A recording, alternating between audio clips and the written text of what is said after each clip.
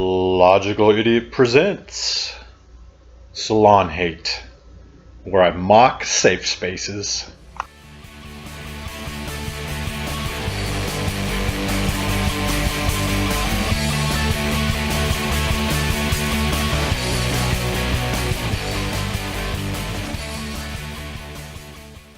Hello YouTubers, Logical Idiot back with some more Salon Hate.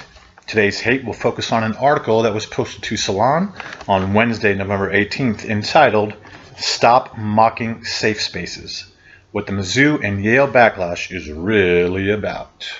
And with the subheading reading, people who mock PC culture are ignoring the racial recklessness and lack of safety suffered by people of color. So it appears that the author, at least as I interpret the title and subtitle, is going to try and say that anybody critiquing the legitimacy or need for safe spaces on a college campus are simply being motivated by race and ignorance of how unsafe it is for people of color, which is a term I will refuse to use again, because how fucking silly is that kind of connotation?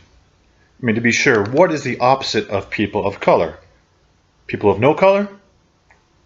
But also because it automatically places the dividing line between groups of people as either white or everyone else, which obviously says nothing more about a person and how much fucking pigment is in their skin. So, no more people of color for me. Going back to the title and subtitle, I'm immediately going to question the concern of safety in this article. I will have a hard time believing, especially in that the author directly links the events at Mizzou and Yale, that this idea of safety has anything to do with actual physical well-being. I have serious doubts that black and other minority students face any more physical safety issues on college campuses than any other group. If they do, then indeed campus police should be called in and the threat should be addressed in that manner. While there certainly are crimes committed and other safety issues that occasionally occur on college campuses, I would have to think that college campuses are generally some of the safer places in America.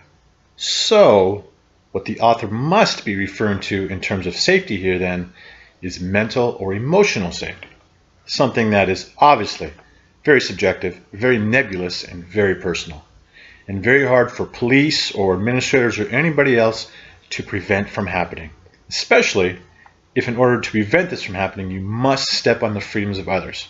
Wow, I'm already fucking hating this shit, and we've only read the title and subtitle. Amazing. Real quick, the author's name is Brittany Cooper, and her bio states that she teaches women's and gender studies, as well as Africana studies, at Rutgers.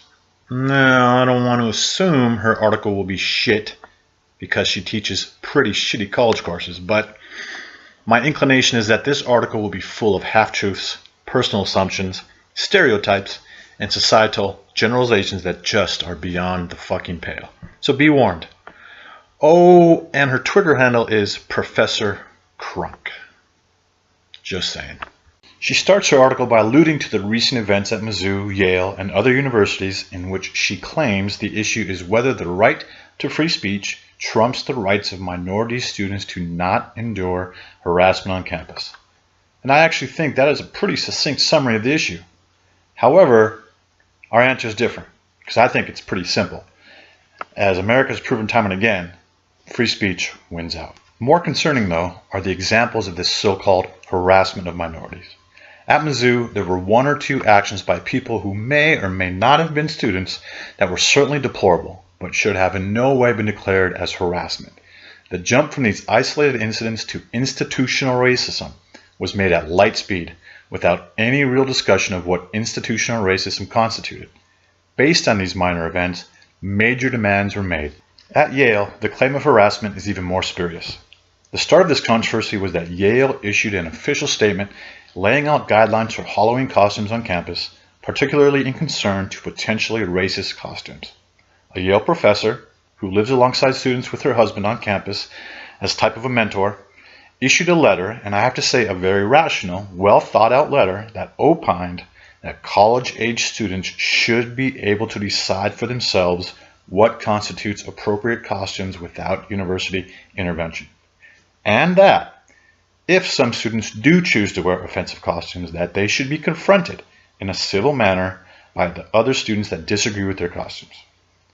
That letter prompted minority students to claim that the professor and her husband were unsupportive of the minority students they lived with. Again, the professors having an opinion doesn't constitute harassment of students. And when you watch the video of the confrontation between the husband of the professor and the students, it would seem possible that these students are actually closer to harassing the professor than the other way around. I'm going to put a link to a great story in the Atlantic that prints the contents of the letter. You can check it out. And I'll link a video of the confrontation between the professor and the student on campus as well. She continues, apparently after the initial brouhaha, a group of concerned Yale students, faculty, and alumni wrote a letter essentially condemning the actions of the students in this matter for making demands of the university president regarding this issue, and, as you can only imagine, Ms. Cooper automatically denounces this group as racist. I quote, "The writers of this petition clearly don't see just how much they sound like their ancestors who balked at the uppity Negroes who demanded to be treated with dignity." Now, how on earth this author knows the demographic of that entire group, I don't know. I mean, I guess it is possible that they were all white people.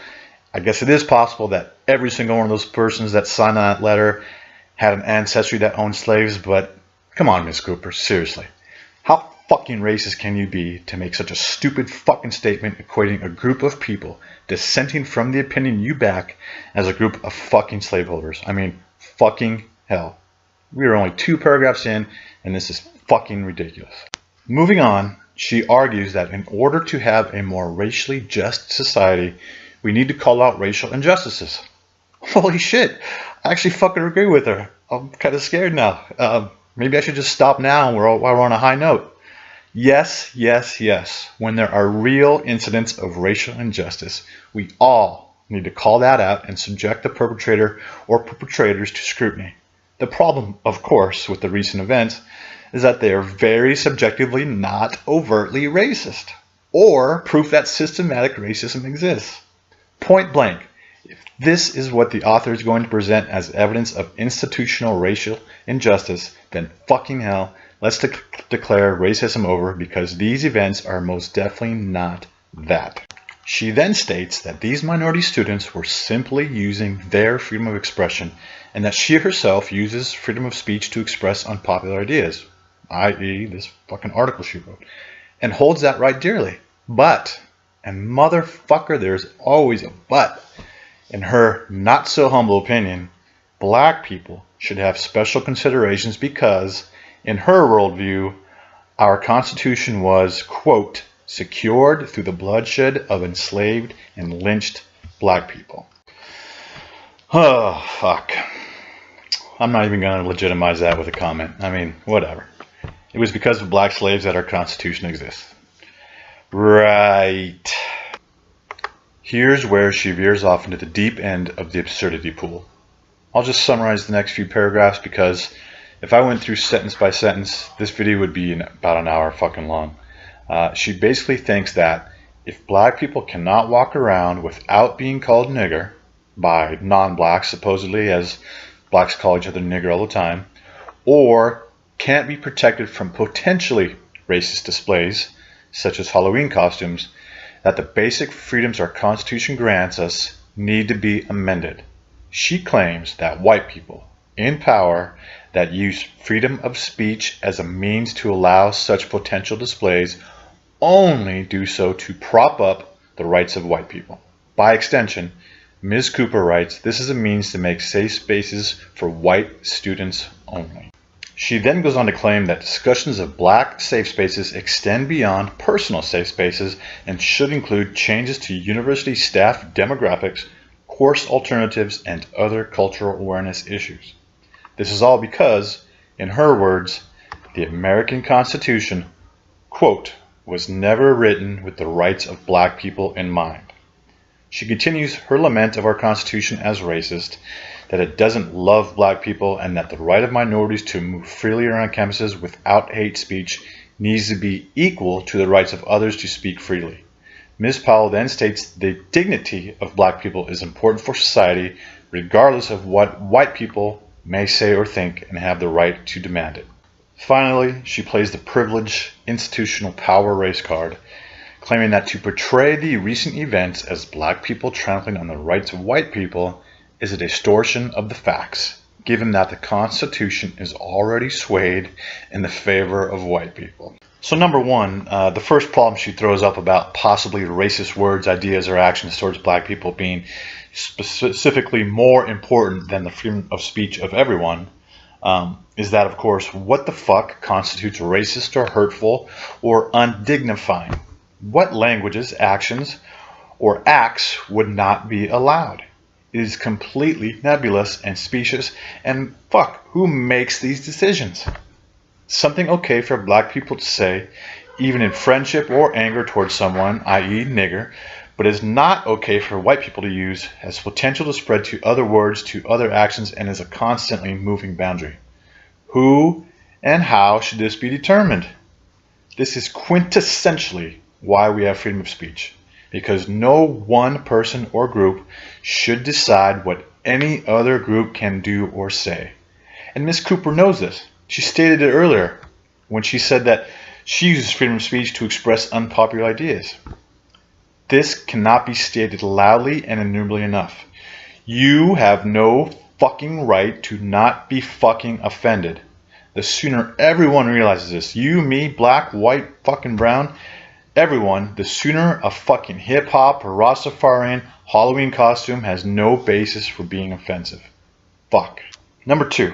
The way she denigrates the Constitution is utterly ridiculous. The American Constitution was written by rich, white, some slave-owning males.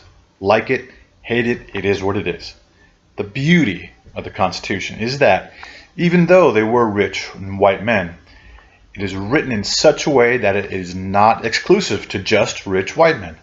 The Founding Fathers had the audacity to live their life one way, but to create the basis for our government that wasn't limited to their day and age, to their race, to their class. The Constitution is one of the vehicles by which slaves were freed and other immigrants and minorities have come to be where they are today. If the Constitution was written differently, if it really was written for white people only, then clearly Ms. Cooper and these fucking college students would not be in their positions today. Lastly, this author shows her, forgive the pun, true colors here. She wants special treatment for something based on the idea that people of her same race were mistreated at some point in the past. And that is a sad, sad way to view the world, through the lens of historical grievances. Ms. Cooper is clearly making the case in this article for black college students to have extra rights over white students, regardless of any mitigating circumstances. And that America's greatest asset, its greatest idea, freedom of speech, should be set aside, at least for white people, in order to allow this to happen. And that is absolute fucking bullshit, and deserves as much hate as I can muster. So, fuck you, Miss Cooper. Fuck you right in your ear. I hate your ideas. I hate this stupid fucking article you wrote, and I hate Salon for posting this trash. Logical idiot out.